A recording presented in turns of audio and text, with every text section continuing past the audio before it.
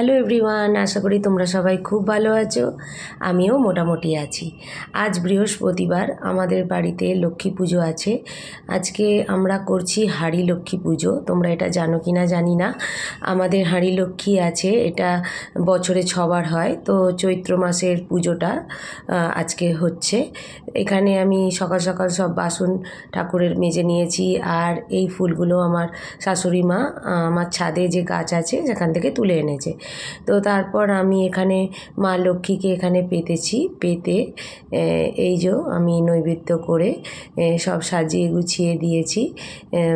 তো আমি আমার সামর্থ্য মতো সাজিয়েছি, হয়তো ভালো হয়নি, তো আমি চেষ্টা করেছি ভালো করার।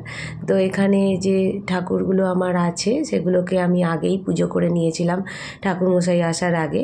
তো তারপর ঠাকুরমশাই এসে সবগুলোতেই আবার ফুল দিয়ে ভালো করে পুজো করে নিচ্ছিলেন। তো এই যে ওপরে যে হাঁড়িটা আছে, ওই হাঁড়ির মধ্যেই আমাদের মা লক্ষ্মীকে তুলে রাখা হয়। তো সেই জন্যেই বলা হয় হাঁড়ি লক্ষ্মী। তো আজকের দিনকে ওটাকে বের করে এই যে বড় একটা পিতলের থালা আছে, ওর মধ্যে ধান ঢেলে তার মধ্যে মা লক্ষ্মীকে বসিয়ে মা লক্ষ্মীর আরাধনা করা হয়। তো আমার বাপের বাড়িতে এই মা লক্ষ্মীর পুজোটা নেই, তো আমি এখানে এসেই এই মা লক্ষ্মীর পুজোটা দেখেছি। পুজো হয়ে যাবার পর আমি ঠাকুরের বাসনগুলোকে মেজে নেব বলে চলে এসেছি। সবাইকে আগে থাকতেই আমি টিফিনটা বানিয়ে নিয়েছিলাম। আজকে ছেলে স্কুল আছে, সেই জন্য ছেলে সকালবেলা ভাত খেয়ে যায় স্কুলে। তো ওর মতন ভাত আলু সেদ্ধ করে দিয়েছিলাম, ও খেয়ে চলে গেছে। আর আমাদের রুটি হয়েছিল আর হয়েছিল কুমড়ো আলুর তরকারি। তো সেই ফাঁকে ওদেরকে খেতে দিয়ে আমার শ্বশুর শাশুড়ি আমার হাজব্যান্ডকে খেতে দিয়েছি, দিয়ে আর আমি বাসনগুলোকে সব মেজে নিলাম। আর আমাদের ডাল ছোলা দিয়ে পুজো হয়, তো এই ডাল ছোলাগুলোকে আমি সেদ্ধ করে নেব। আর দেখো এখানে এই আনাজগুলো কেটে রেখেছি, এইগুলোই আজকে রান্না হবে। আজকে যেহেতু আমাদের নিরামিষ, তো এখানে হবে পটল ভাজা, আলু ভাজা, উচ্ছে আলু ভাতে দেব। আর এই যে ঝিঙে আর আলু দিয়ে পোস্ত করব।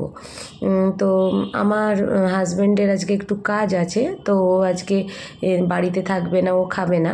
আমার শ্বশুর শাশুড়ি খাবে। আমার ছেলে বিকেলে এসে আর খায় না, স্কুল থেকে এসে আর খায় না বিকেলে ভাত। আর আমি তো আজকে ভাত খাবো না, যেহেতু আমি মা লক্ষ্মীকে পেতেছি আজকে, সেহেতু আজকে আমি ভাত খাবো না। তো তারপর আমি একটা একটা করে রান্না করে নিচ্ছিলাম। আলু ভেজে নিলাম, পটল ভাজবো, আর পোস্তটা আমি একটু বেটে নিচ্ছি। যেহেতু অল্প পোস্ত, সেহেতু আমি পোস্তটা মানে হাতে বেটেই নিচ্ছি, শিলে বেটে নিচ্ছি। এরপর এখানে আমি কালো জিরে, শুকনো লঙ্কা ফোড়ন দিয়ে আমি দিয়ে দিয়েছি টমেটো। তো আমি কিভাবে নিরামিষ পোস্ত করে থাকি সেটা আজকে তোমাদেরকে দেখাচ্ছি। এখানে দিয়ে দিলাম এবার ঝিঙেটা দিয়ে একটু ভাজা করে নেব। তারপর এখানে পরিমাণ মতো একটু নুন দিয়ে দেব। আর আমি আলুটা আগে একটু সেদ্ধ করে রেখেছি, অল্প একটু সেদ্ধ করে রেখেছি। এবার দিয়ে দিচ্ছি এখানে চিনি দিয়ে, আর জল দিয়ে দিয়েছি। আর এখানে আমি একটু ধনে গুঁড়ো দেবো। তো এই ধনে গুঁড়োটা দিলে একটু নিরামিষ আলু পোস্ত বলো আর ঝিঙে আলু পোস্ত বলো, খেতে কিন্তু একটা আলাদা স্বাদ হয়। তো আমি আলুটা দিয়ে দিয়েছিলাম, তোমাদেরকে সেটা দেখানো হয়নি। তারপর এটা চাপা দিয়ে সেদ্ধ করেছি ঝিঙেটা। আর এই যে আলুর যে দিলাম, আলুর পরিমাণ মতো নুনটাও এখানে আমি অ্যাডজাস্ট করে দিয়ে দিলাম।